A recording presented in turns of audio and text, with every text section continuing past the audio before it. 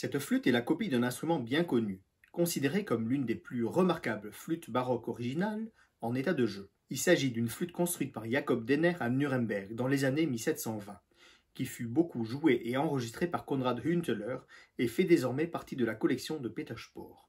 Comme son père Christoph, Jacob Denner fut l'un des facteurs d'instruments à vent les plus influents d'Allemagne.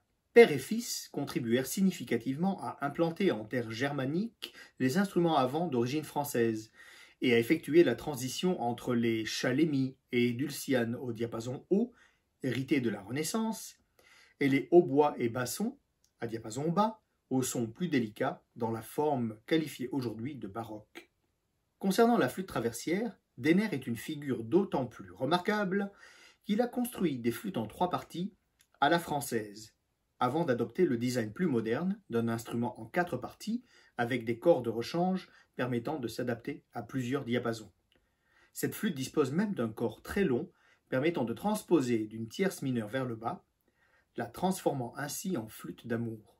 On comprend donc que Denner est autant l'acteur que le témoin de l'introduction de la flûte traversière en Allemagne par les Français. Notons, au passage, l'ironie qui veut que les Français aient dénommé la flûte traversière flûte allemande, survivance de son appellation au XVIe et XVIIe siècle, tandis que les Allemands, et notamment Bach, l'appelleront longtemps traversière, exprimant donc son origine résolument française. Dans le premier quart du XVIIIe siècle, le diapason bas était encore prédominant en Allemagne.